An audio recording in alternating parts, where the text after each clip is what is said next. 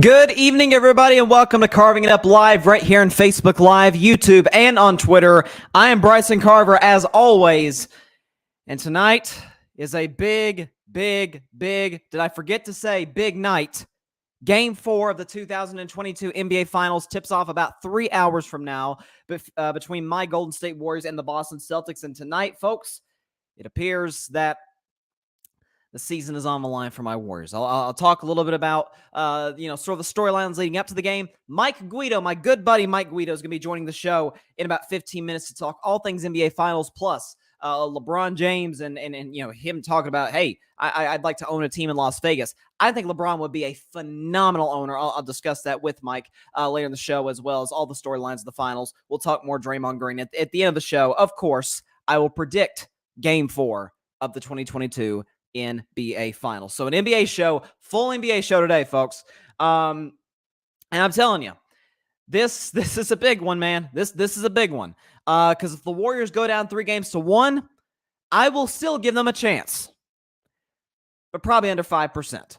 Right? We know that every single team, except for one, please don't remind me in the comments.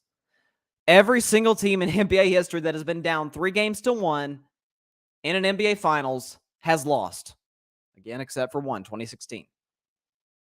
But I look at this Game 4, and I'm sort of looking at some of the storylines coming into the Game 4. And I'm telling you, man, the media can tend to be really prisoner of the moment. And that's kind of what has guided me throughout this Finals in terms of predicting games, is that, because I said coming into Game 3, even off of a blowout Warriors Game 2 win, where they have it, they go berserk in the third quarter. Jordan Poole hits the 2 threes that, sets the Chase Center on fire. Steph scores, I think, 14 in the third quarter. 14 was 29 points. Basically, half his points came in one quarter, and they just destroyed the Celtics in the third quarter, and that was that. And the series was tied heading back to Boston for Game 3 the other night. And I picked my Warriors to win simply because I was going to die on the Warriors in 5 hill. But I did say coming into the series, this will be the Warriors' toughest game to win. Boston has played 3 straight home games in Miami. Then they fly all the way out to San Francisco in the Bay Area to play 2 more road games. Then they come back. They get to sleep in their own beds in Boston. Like, people don't take into account the psychological effects of a long road trip, especially in the playoffs, and then coming back to play, home basketball. What we know, the officials, as is always the case for home teams, the calls are going to go in the home team's way. The others are going to step up for the home team. The others for the road team, more times than not, don't. And the stars for both teams do show up. Well, that was the case. Steph and Clay showed up. Now, Draymond did not show up. I'll talk a little bit Draymond later. I talked a lot about him yesterday, but I'll talk a little bit more about him later in the show when Mike Guido comes on. But the 2 stars for the Warriors, the Splash Brothers, they showed up. And 3 of Boston's stars, you can consider Marcus Smart a star, right? He was Defensive Player of the Year. All 3 of their stars showed up. And ultimately, it was a 16-point Celtics win.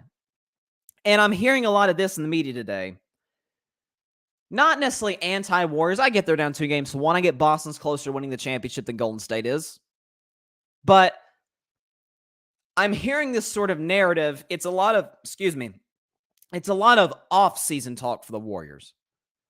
What do they do about Clay coming off 2 major injuries? What do they do with Jordan Poole and Jonathan Kuminga, Moses Moody, James Wiseman, the young players that you can maybe build around? Do you trade them for an asset like a Bradley Beal? What about some of the other young players? Are they out of their prime? Iguodala's probably going to retire. Steph's getting up there in age. I'm like, man, y'all really seeing the glass half empty right now. First of all, is it 2-1 or is it 3-0? Because if it's 3-0, you got me. No team's ever come back from 3-0, a 3-0 deficit in any series, much less the finals, for crying out loud. So I get it if it was 3-0. It's 2-1. And what do we know about these Golden State Warriors? They have a history in this dynasty of winning some road games that, frankly, they really shouldn't win.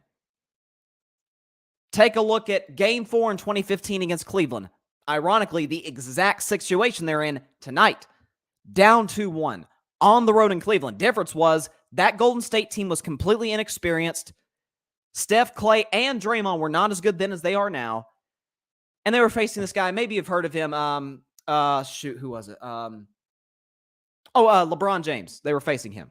And he was having maybe the greatest series of his life. Game 6 against Oklahoma City, the game where Game 6 Klay was born. Klay scored 41, but Steph nearly had a 27-point triple-double. Draymond and Iguodala played great defense. Harrison Barnes hit big shots. The bench was good. Right? You think about 2017 against the Cleveland Cavaliers in Game 3. Now, albeit the Warriors were the better team, but LeBron went berserk. Kyrie went berserk. J.R. Smith went berserk. Kevin Love played great defense. Tristan Thompson woke up after 2 subpar games prior, and still the Warriors won that game. Think about Game 7 in Houston in 2018. They're down 15 points. They are down 10 points at halftime. And Golden State comes back to win the game by 9. After a Curry flurry, after Draymond plays great defense, Klay and KD hit big shots, and they advance to the finals. Think about Game 6 at Houston in the second round. No Kevin Durant. Rockets are heavily favored and way healthier and way deeper than the Warriors. Steph goes for 33 points in the second half after going 0 in the first half. They win that game. They advance. Think about Game 5 of the 2019 NBA Finals on the road in Toronto. Down 3-1. Of course, we know they went on to lose the series, but we're talking about this game. Kevin Durant comes back, and then Kevin Durant goes right back down with the most unfortunate NBA Finals injury in recent memory, the torn Achilles, and he's gone. It just sinks the spirits of the team. They're down 6 with 3 minutes to go on the road. That building in Toronto, y'all know how loud it gets up there in Canada.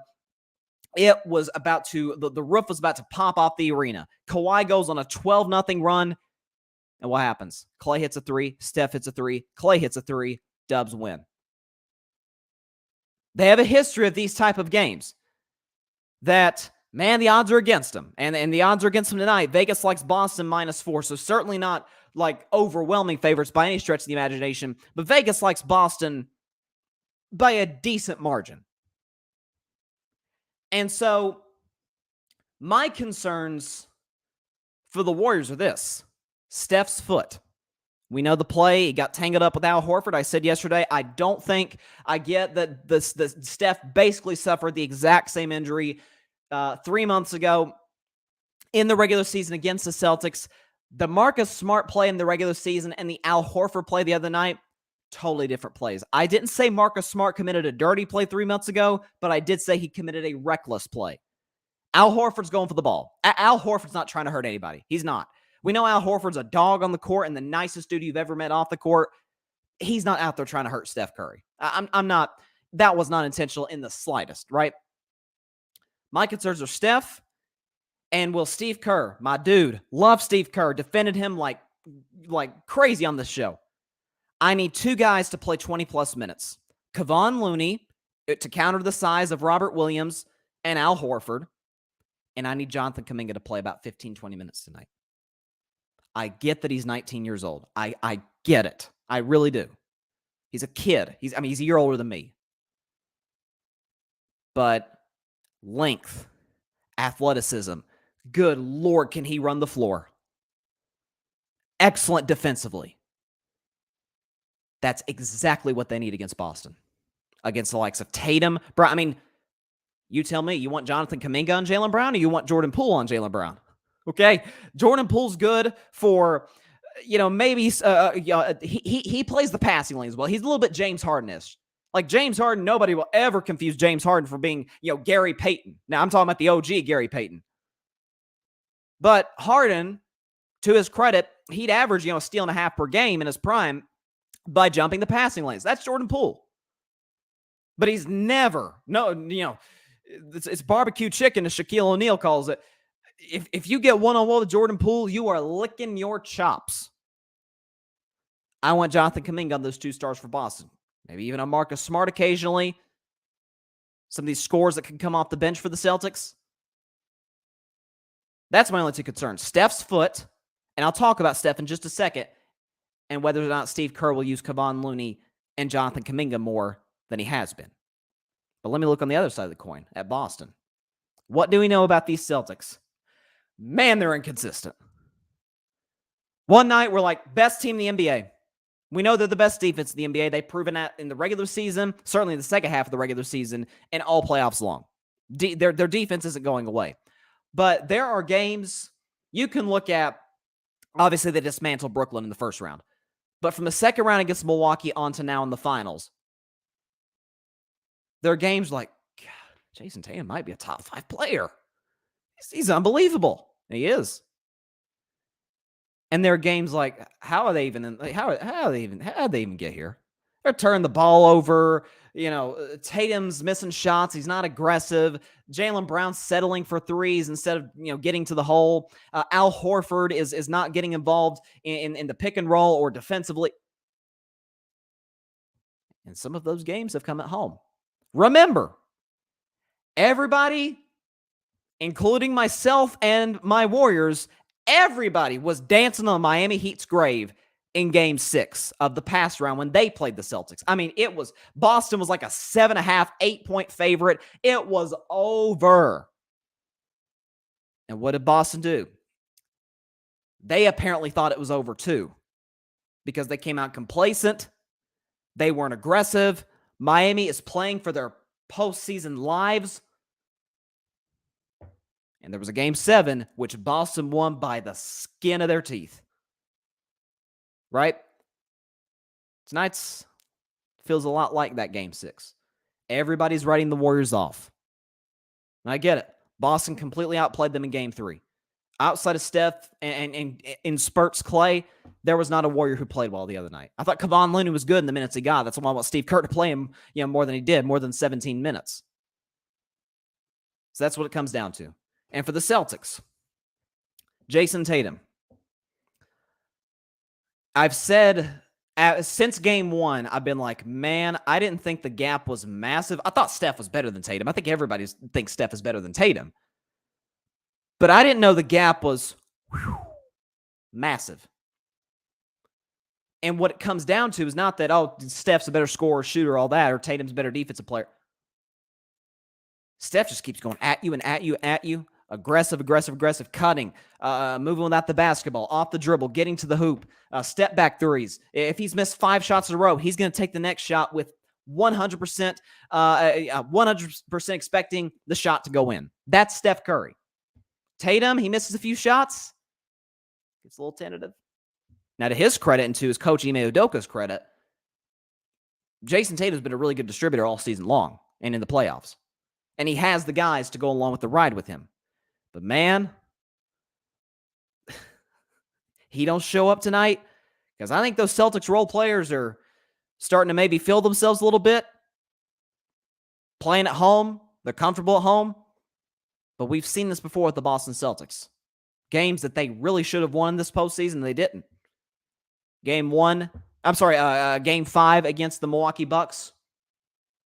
Game 3 against the Miami Heat. Game 6 against the Miami Heat. Tonight feels like a lot like a lot of those games. And last I checked, Golden State, a little better than Miami and Milwaukee. Certainly Milwaukee without Chris Middleton. Just saying. And I'll talk about this with my guest in a few minutes. Draymond Green will be better than he was in Game 3. He can't possibly be as bad as he was in Game 3, surely. To Steph Curry. This is how I know Steph is ascending into truly an all-time legend, where he can go against the best defense in basketball, which the Celtics are. Every number, every metric shows they're the best defense in basketball. Yet it does not matter whether or not Steph drops 31, like he did the other night, drops 34. Obviously, he had the 21 the first quarter, where he just goes, berserk.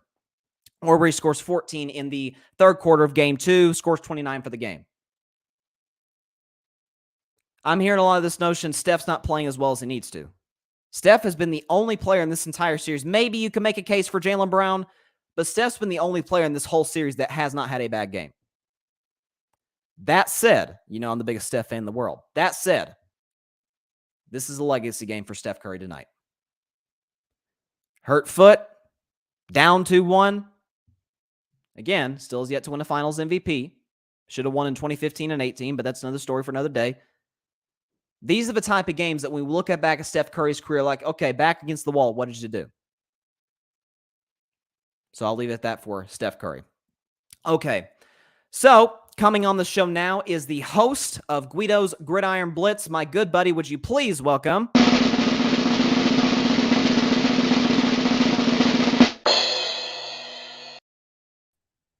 Mike Guido to Carving It Up Live. What is going on, my man? How you doing? You're funny, man. I like that intro. Hey, listen, I always do it with my guests. It's, that's a little, little spice of a situation. So let me get your take, first of all. Who did you have initially coming into the series? And has anything over the first 3 games thus far surprised you? Or is there any outlook you have, going forward the remainder of the series? I had Golden State in 6. But I do think that I'm not surprised at all where Boston is right now. I mean, when you have a defense that's that dominant combined with, some of the great scoring that they've had from Tatum and Brown and those guys. And I'm in disbelief by the kind of production that they're getting out of Marcus Smart, out of Al Horford. I mean, they're just getting great production out of Grant Williams. I mean, guys that you would never think. I mean, they're role players, but not these kind of role players. They're championship level guys that I think some teams are going to be looking for in the future. So I'm not surprised by this. It wouldn't surprise me if Boston takes a 3-1 lead and then puts this series out of reach. So it wouldn't surprise me. But I originally had Golden State in 6, so I'm a little surprised here. Yeah, and that's kind of what has caught me off guard is the reason, and I was, I really went out on a limb. I said Warriors in 5, not because I'm like, Golden State is so much better than Boston, but I felt like outside of the defensive end of the floor, where they weren't that far behind the Celtics, they were about 3rd in the NBA in defensive efficiency. Yeah.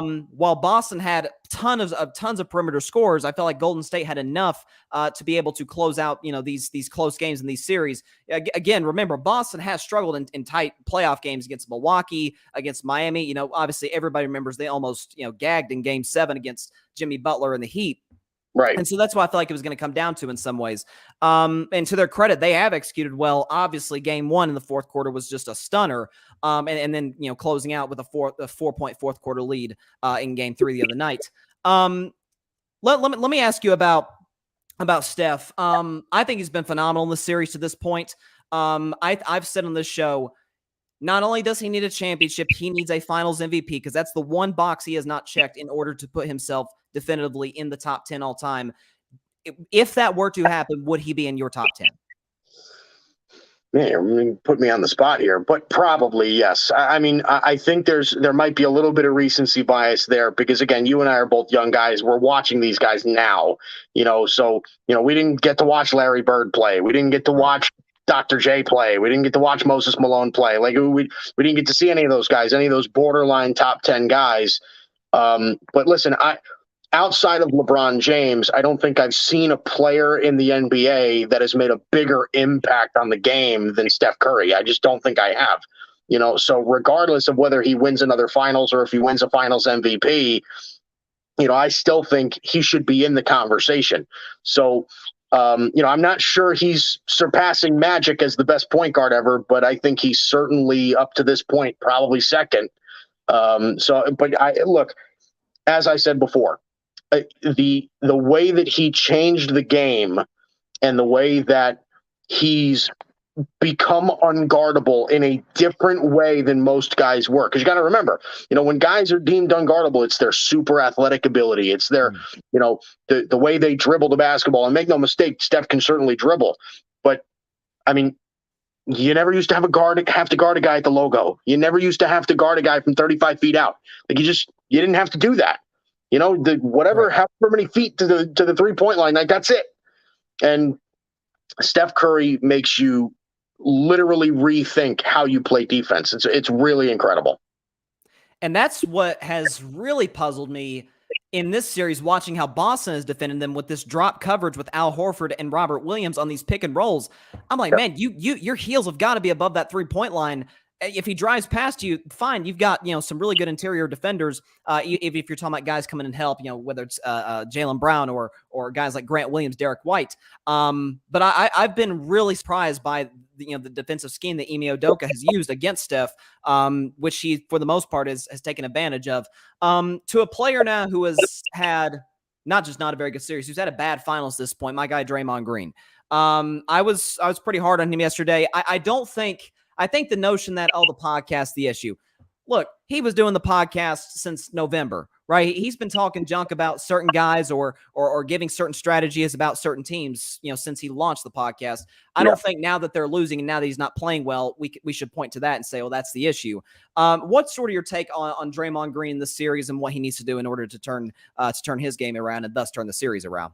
So you're going to hate me because I've always been this way about Draymond Green. I think Draymond Green's one of the most overrated players in all of sports, but I do think that he does have some sort of mental impact on this team. And when he doesn't play well, it genuinely impacts the team. I really do. I think that Steph would get his no matter what. I think Klay Thompson would get his no matter what.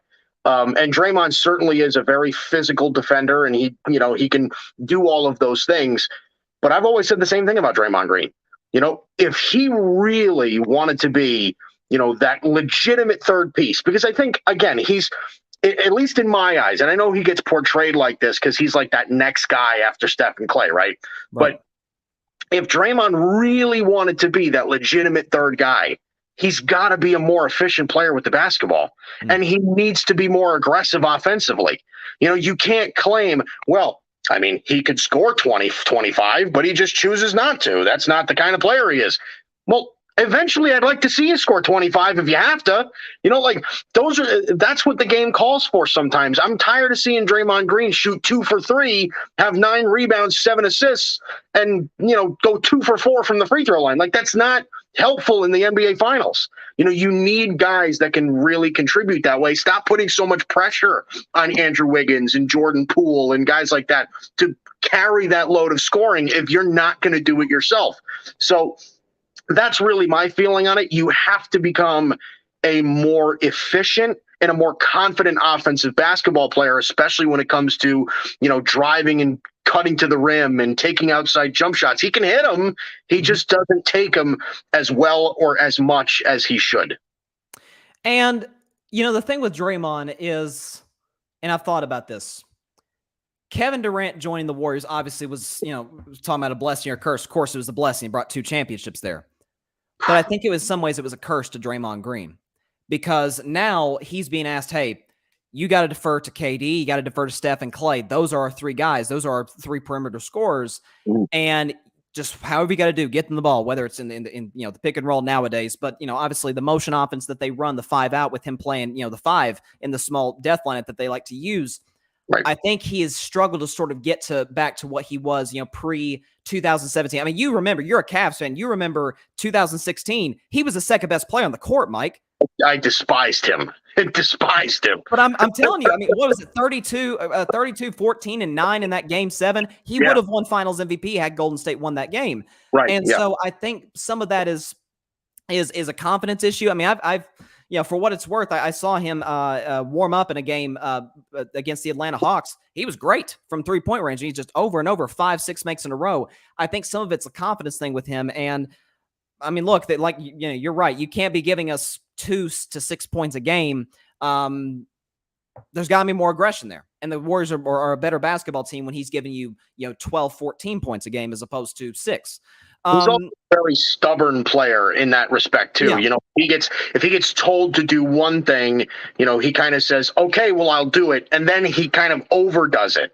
You know what I mean? As it's almost like, I don't want to say like a pettiness, but it's like, okay, you want me to pass the ball? Okay, I'm wide open. Okay, here you go, Steph. It's right. That sort of attitude that at least from my perspective, I know everybody doesn't see it that way. I'm more of a Draymond Green antagonizer than most people are. But, that's the kind of vision that I see from Draymond Green. He's a very passive-aggressive, sort of stubborn player where if things are going well, he's a great teammate. But if it's not, it could be hurtful. And right now, I mean, again, they're in the NBA Finals. But if another loss comes tonight, I mean, are you going to see an even worse Draymond Green than what we're seeing now? No, that's a good question. And, man, if they lose tonight, that press conference would be very, very interesting, given how game threes went. Shifting now a little bit to the Celtics. I talked about to start my show, I'm a little worried about Jayson Tatum's confidence in terms of he can be a little passive, a little tentative. We saw in that game one, which to his credit, I forgot how many assists he had in that game. I think it was somewhere near double digits. But in some of these tight playoff games, he tends to, I know he invokes the Mamba mentality. He wore the 24 armband, honoring the great Kobe Bryant. But I feel like he lacks sort of that, not necessarily the killer mentality. We hear that all the time about Kobe, but sort of the assertiveness that you need to be a superstar in this league. And I think he is a superstar. But talk about Jayson Tatum. And I got to be honest with you, if the finals ended today, I think Jaylen Brown's the MVP. I really do. If the Celtics were to go on and win this thing, I feel like it's sort of a weird reversal. Jaylen Brown is a 2 with number 1 intangibles, and Jayson Tatum is the other way around. So sort of talk about Tatum and his impact in the series to this point. Right. Yeah. I mean, I think right now, excuse my doorbell. My wife gets these Amazon things that ring all the time. Hey, so do we. But yes, no, I agree. It's actually very interesting that you say that because, that I'm a huge NBA draft nut, and I've got, I think, 35 fully scouted players right now with comparisons and everything like that going on. And there is a Jaylen Brown comparison and there's a Jayson Tatum comparison in this draft. I forget exactly who I did that for. I think one of them was Jabari Smith, who's the potential number 1 pick. But you're exactly right. Jaylen Brown was an alpha that you didn't really see in the first couple of years of his career, and now he's kind of developed into that. But I agree with you. I think as of right now, Jaylen Brown has been the best player overall in this entire series. He just has been. He's been the most consistent on both sides of the basketball. That's a really important part of this too, is that Jaylen Brown has developed into a point where he's going to average 26, 27 points a game, but he's also going to be one of the best defenders in the league. Like, he's just a super athlete with super length and great aggressiveness and effort and all that stuff. Those are the kind of things that you look for in young players. So, I would agree. Part of the things that weaken Jayson Tatum is exactly what you said. There are times where he gets a little, weary to take shots. There are times where, he does pass a little bit more, but he doesn't seem like that kind of player, right? He seems like very score first. I mean, when I scouted him back, a few years ago, I never viewed him as a guy who was so passive. I never viewed him as a guy that, was even that great of a passer. He was a primary shot creator that was going to score a lot of points in the NBA. And now that I'm seeing it, I mean, you're seeing it play out on the big stage, and you're seeing Jaylen Brown sort of take the lead in this. So it's very interesting that you bring that up. And sort of the thing with Tatum, I remember that game 7 against Miami. It wasn't just the fact that Miami went on that big run and again, nearly stole that basketball game. It was the fact that the ball is in the hands of Jayson Tatum, and he's either quickly giving it up to Brown or to Marcus Smart, or he's, off in the corner, away from himself. Like, I'm not sure if I'm too comfortable in these moments. So I think that is something that, look, we talk about, Draymond Green getting in guys' heads. That's probably the first dude that you try to do that to. Jaylen Brown, we saw Draymond went at him game 2, and Jaylen Brown went crazy in that first half of game 3. I think he scored 22 and really set the tone for the Celtics. Going away from the finals for just a second, you're a huge LeBron James fan. I'm not even going to discuss him possibly going to the Warriors. Of course, I'd love to see it. I don't think he's going. No. I can't even imagine how that would, occur. But he did bring up something that I think is very possible about him possibly being an owner and having an NBA team in Vegas. I think LeBron would be a phenomenal owner for a number of reasons. He's already in an ownership group with the Fenway Sports Group, which owns the Red Sox, and I think Manchester United. And so he's sort of getting a small bite of the apple, a little bit of an appetizer of what it's like to be an NBA owner. What's sort of your take on that? And obviously LeBron officially became a billionaire the other day. On how LeBron would work in the ownership group. Yeah, I mean, I think, depending on how much of a role he gets to play in the ownership group, I think he could be fantastic. It depends on if he's, there are a lot of people that say, well, if he has a lot to say in the personnel department, maybe it's not the best thing ever because people hate how he builds teams and all that stuff. Doesn't really favor the draft at all, and No. He'll go trade Kyle Kuzma for Russell Westbrook. But I think he could do very well. There's a lot of stuff that goes into being an owner outside of basketball. It's a lot of business stuff, but LeBron's shown that he's been able to do that. He runs businesses by himself. He does a lot of these initiatives for the community and stuff like that. That's all about being an owner as well. That's a big part of what that role is. So yeah, I think he could definitely do it. He's certainly rich enough to be to buy into an ownership group. I would love to see him take a part in the Cleveland Cavaliers, just as a Sure. from a story perspective. It's probably unlikely he's going to go where the big market is. He's going to go find a team in Los Angeles or Vegas, like you said, or something like that. But from a story perspective, I'd love to see him reunite with Cleveland again at some point down the line, maybe. But yeah, it'd be kind of cool. And no, he is not going to go to the Golden State Warriors. If he goes to the Golden State Warriors, that's worse than when Kevin Durant left OKC. That you think so? Terrible. At least from my perspective, I'm a Cavs fan, so it would make me puke. That'd be like Jordan going to the Jazz or something. I hate them. That's the thing is our rivalry from years ago is still burning really in my heart. I hate you guys. well, you do realize, Mr. Guido, that it's been since Game 4 of the 17 finals that the Cavs have beaten the Warriors. You do realize that, correct? I know. You don't need to remind me. I know. Well, listen, I will give you guys this, and I've said this on numerous occasions. The 2017 Golden State Warriors, the best NBA team ever assembled. That's the best team ever. Nobody would beat that team in the history of the league. I think the 85-86 Celtics, the 95-96 Bulls, the Showtime Lakers, Bill Russell Celtics, the Heat, all of those teams would get mopped by those Warriors. Would get absolutely mopped. I appreciate you coming to my defense in a case that I have made and gotten quite a bit of heat for. So I appreciate it. And the fact that I will say this, the fact that it's used. I think LeBron's number 2 to Jordan, but the fact that this is used against LeBron, that loss in 2017, and especially in 2018, to me, the knock on LeBron for 2018 is that he got swept. I get that was a bad Cavs team, but they did have a couple opportunities in those series in games 1 and 3. But you don't got to remind me. Yeah, I'm sorry. But the thing with, that whole, people talking about, he lost in 5 games. Of course he lost in 5 games. If Klay Thompson is your 3rd best player, prime Klay Thompson, mind you. Yeah. You got no shot. The fact that he got 1 game in that series, I think is legit. That like I said, that Warrior team, as soon as they signed Kevin Durant, everybody was playing for second. Like, that was it. Nobody was competing with them at any point. Well, listen, I'll since you threw my team a bone, I'll throw your team a bone. I'll ask you a Cavs question. Wow. I'm just, listen, you were nice enough to come on the show, so I have to help you out a little bit.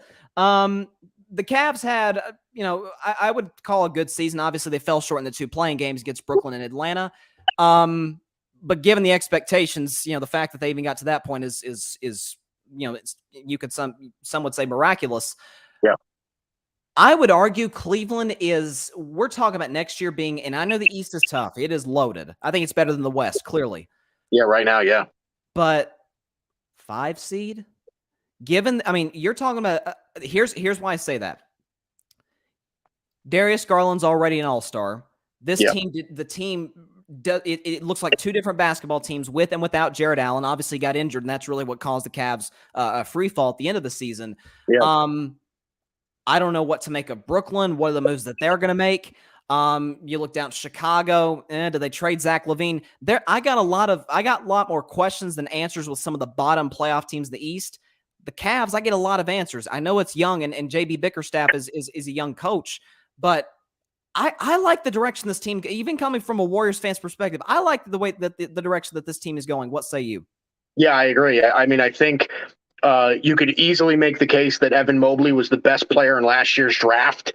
And he certainly showed it last year. Him and Scotty Barnes and guys like that really proved themselves. Yep. But yeah, they have a great young core. I loved the addition of Karis LeVert. It gives them another scoring wing, which they desperately need, because again, they're not getting the kind of scoring out of Isaac Okoro that I'm sure that they really want. And listen, their goal in the draft this year is very simple. They got 3 picks. They got 1 in the first, 2 in the second. Their goal is to get shooters. That's their goal. Okay. So they're looking for guys like Malachi Branham. They're looking for guys like Ayabaji. They're looking for guys like, like Christian Braun in the second round. Like they're looking for guys like that. And it's a quick fix. I think once they were one of the worst, keep this in mind, they were one of the best defensive teams in the league last year and one of the worst offensive teams. Imagine if that team learned how to score more points consistently, so you put somebody next to him like Darius Garland, and also keep this in mind too. If they can bring back Colin Sexton, that's another element to this that wasn't even accounted for last season. So I agree with you. In the East, you're getting a lot of questions and not a lot of answers with teams like Chicago. Philadelphia is another team I want to throw into the mix as well, where there's too much stuff in the air. I don't think Miami's going anywhere. I don't think Boston's going anywhere. I don't think the Bucks are going anywhere. But the Cavs could certainly go up there. And I think another team to look out for as far as young talent and their ascension in the East is the Atlanta Hawks as well. I think they're going to be on a very similar trajectory because that's a team that's loaded with young talent that's mixed with good veteran talent like Danilo Gallinari and Clint Capella and guys like that. Yeah, they've got real players over there along with some nice young studs. So I agree with you. I love the direction this team is going in, and Cavs fans know that. When they lost in the play-in game, their final play-in game, they got cheered off the court after they lost. So Cavs fans recognize what's going on, and I think it's going to be exciting for a number of years. I agree with you. Last question, because you did bring up earlier, you are a draft nut, and obviously you, myself, our good friend Barry, we did our draft show at the during the draft last year. It was amazing, especially given the depth of the draft. And hopefully we can try and make something like that happen again this year because it was amazing. Best coverage I've ever been a part of. It was unbelievably fun. I appreciate that. But in your view, the best player in this draft is? Chet Holmgren. I think it's Chet Holmgren. I think, you have a real conversation at the top. I think the 2 top guys are Chet Holmgren and Jabari Smith. But Chet Holmgren out of Gonzaga, I think, is the best player in the draft. He has the most upside by far out of anybody in the draft. His 7-foot length, 7-foot tall, crazy length, dribbles the ball like a guard. He's an unbelievable defender on both the perimeter and on the inside. He's going to be one of the best shot blockers in the NBA from day one. The only question about him, again, is, and he's a great shooter. I want to point that out too. He's going to be a 40+% 3-point shooter in the NBA. But, the one thing about him is that he's so incredibly thin. He just, he's 7 foot and he weighs 195 pounds.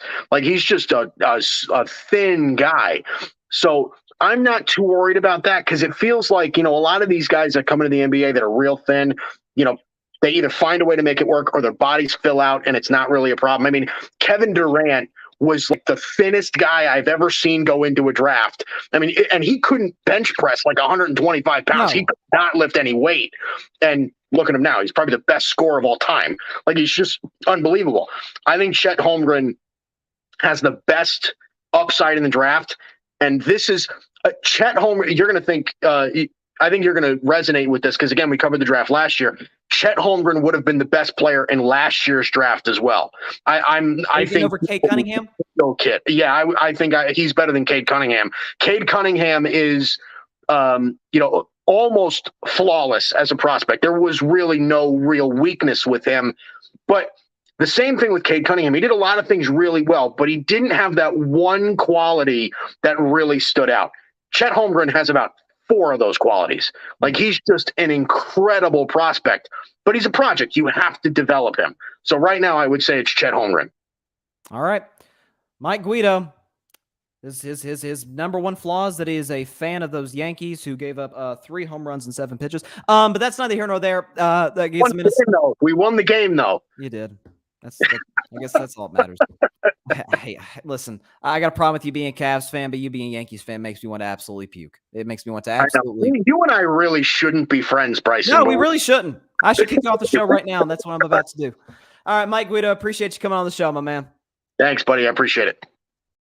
That was Mike Guido, the host of Guido's Gridiron Blitz. Again, knows more in terms of draft, whether it's the NBA, especially, but even the NFL draft.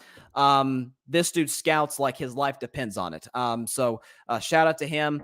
And yeah, I mean, we Mike, Barry Grant Jr., the host of the All Even podcast, myself, we did draft coverage last year, covering the 2021 draft, in which was ridiculously deep. I mean, so many rookies that have panned out this year. One of those rookies, again, Jonathan Kuminga.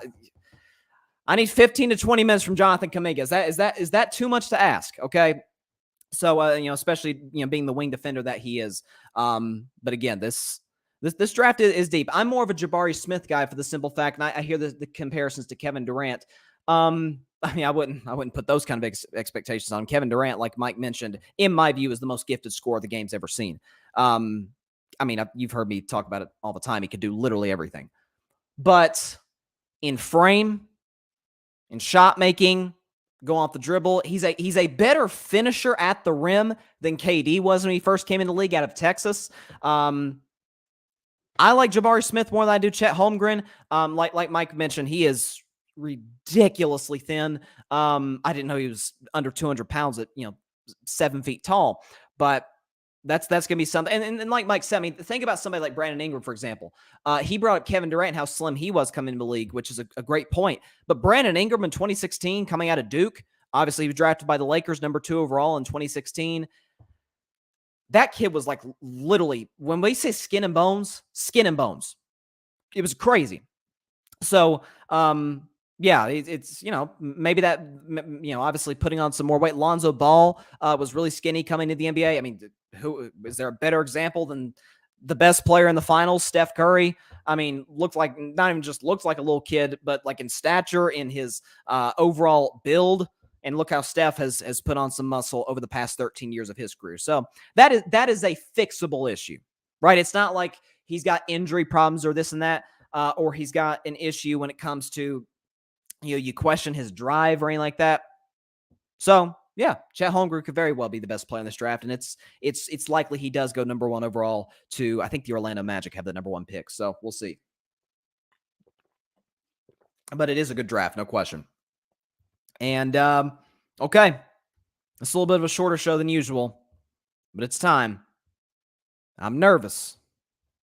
Despite that, I feel good.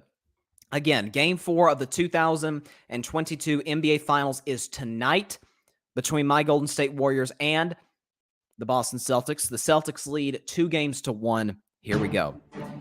Boston is a 4-point favorite at home. Again, the betting public absolutely loves the Celtics tonight.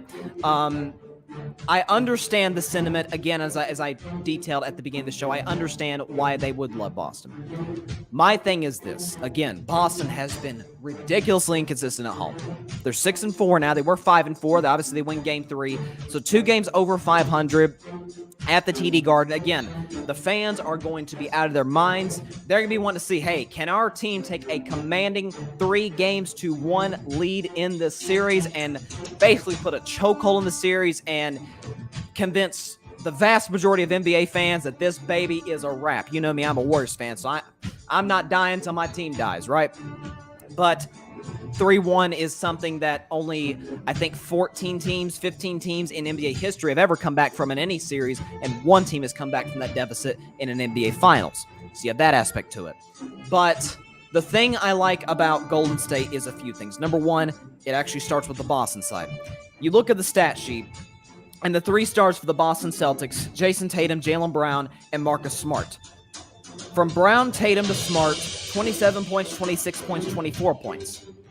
That's not sustainable. Why do I know that's not sustainable? Because they're the first 3 teammates in history to all go for 24 or more points since Magic Johnson, Kareem Abdul-Jabbar, and Michael Cooper. I forgot what year it was. It was the 80s. It was the Showtime Lakers. But all 3 went for 24 or more points. The Celtics did that the other night. That's not sustainable. Does Tatum play well? Sure. Jaylen Brown? You can make that argument. Certainly, he's been the most consistent Celtic. But am I getting 24 from Marcus Smart? If I do, it's not going to be an efficient 24. And if it's not efficient, that means the others are not getting shots. Your Derek Whites, your Grant Williams, Robert Williams isn't getting lobs at the rim. Peyton Pritchard isn't getting open corner threes. So what it comes down to for the Golden State Warriors, I've heard Steve Kerr talk about it, and I've heard Draymond Green talk about it. I've heard Kevon Looney talk about it. Force. And force cannot be measured in any analytic, any stat that you can look at in the box score. It is not a percentage. It's just a matter of, dang it, it's the NBA Finals. It's the last two teams for that beautiful Larry O'Brien trophy. Boston is bigger than Golden State, and so Golden State is going to have to outforce, if you will, Boston, out-hustle the Boston Celtics. Loose balls, which I don't want Steph Curry near loose balls. Steph, stay away, unless it's the last 30 seconds of a tight game, stay away from the basketball on the floor. Every other Warrior, go after it, but I do not want Steph in another scrum like he was, because the last two times he went after a loose ball, he hurt his foot. So stay away, Steph. Warriors lose Steph, this baby's a wrap, and the Celtics are blowing the Warriors off the floor en route to a championship. I do believe Klay Thompson can come back and give you 23 to 26 points, right around what he scored in Game 3. I do believe that Draymond Green will play better in Game 4 for two reasons. Number one, he cannot possibly play as bad as he did in Game 3. Talking about a guy who went for, 2 points, 4 rebounds, 3 assists for Draymond Green? Let me check. Yep. 2 points, 4 rebounds, 3 assists for Draymond Green. And to this point in the series, he has scored 15 points. He has committed 15 fouls. He has more technical fouls than he has three-pointers made. So what it is for a matter of Draymond Green is focus. I heard the great Isaiah Thomas, to me, the third greatest player ever at his position. The two-time champion with the bad boy Detroit Pistons in 1989 and 1990. Isaiah Thomas was talking about, it's the podcast, which I disagree with. The podcast is not the issue with Draymond, but focus is. He's worried about the refs. He's worried about, I don't want to pick up technical. Screw that. Be Draymond Green. And Draymond sort of alluded to in his podcast, he said nobody is better at being Draymond Green than Draymond Green. So he's got to be himself. As Mike Guido talked about earlier, he has got to be more aggressive. If Draymond gives us 25, Warriors by 30, right? But I'm not in any way, shape, or form expecting a 25-point outburst by Draymond Green. But could you give me 12? 12 points, 10 rebounds, 8 assists, flirt with the triple-double? And something else, too. Steph Curry, who has been easily the best player in this series. This is a legacy game. Down 2-1, on the road, at Boston, hostile environment. Right? Hurt foot, the whole bit. Hasn't won a Finals MVP yet. These are the games. This is where it's awesome to be a sports fan, because you get to witness history. You get to see what dudes are really made of. This is one of those games that we will look back at Steph Curry and say, he rose to the challenge or he came up short. More times than not in his career, Steph has risen to the challenge. Game 7 against the Cavs in 2016 that's the outlier. We need a big performance from Steph tonight. Could you give us 35? He was good enough to go for another 2 minutes after he hurt his foot the other night. Can he go? Steve Kerr, I keep saying this, Steph needs to play 40 minutes. He needs breaks, I get that. He can't play 48. He can't go the whole way. You don't want to wear him into the ground. 42 minutes for Steph. We know about shooters. You want them to be in their rhythm. Steph, Klay, Jordan Poole to a certain degree. Can he beat guys off the dribble? Can he stop going to the basket with Robert Williams? Jordan Poole in this series, credit to the Celtics, has been turned into a little bit of a one-dimensional player. But can he rise to the challenge? Could he give you 15? That's what's going to come down to. And can Andrew Wiggins continue what I think has been actually pretty good play in these NBA Finals? And so, tonight, Game 4 with the Celtics favor minus 4.5, I'm going to take my Golden State Warriors comfortably. 118-101. We cannot be a prisoner of the moment as much as we are as fans and in the media. Because after Game 3, everybody's talking about what are the Warriors going to do in the offseason. Right? Are they going to move the young players? Are they going to, what are they going to do with Steph getting up there in age? Are they going to trade Clay? It's only 2-1. We were prisoners of the moment after games 1 and 2. This is a typical Warriors road game. This really the greatest wins in this Warriors dynasty have come on the road. This will be yet another. This will be the narrative on SportsCenter with Scott Van Pelt. You're going to hear Stephen A. Smith and Brian Windhorst and all, Malika Andrews, all the great reporters for ESPN are going to go on Scott Van Pelt's SportsCenter show and on all, these broadcast platforms and talk about Heart of Champions, championship DNA, championship medal with the Golden State Warriors. Because we have seen this over and over and over from this team many of times.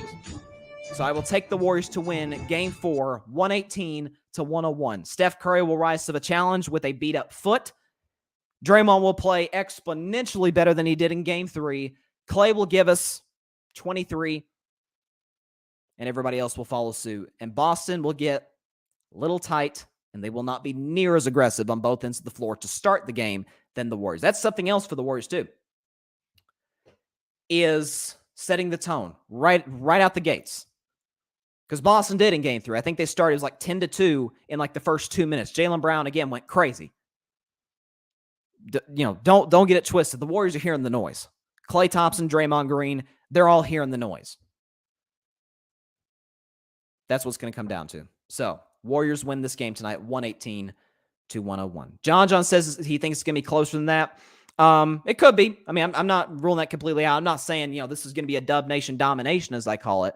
But I'm sticking by that for the simple fact that I think the Warriors will set the tone. Again, in terms of what Steve Kerr was talking about, force, moving the basketball constantly. Again, something else that has been sort of an underreported story in terms of on-court play in these finals has been that Golden State's motion offense, one of the greatest half-court offenses in NBA history, hasn't been great. And I think that's been more Golden State than Boston. As great as a defense as Boston is, they struggled at times with Miami, who has a horrendous half-court offense. It was basically beat us, Jimmy Butler, save us. That's how the Celtics were. That's how the Heat were. That's not how Golden State runs it. So they will wake up on that side of the basketball, and they will win tonight. And I will be a very happy man on Monday's show. And Game 5 will be something. Tied 2-2. And so that is all the time we have for today's show.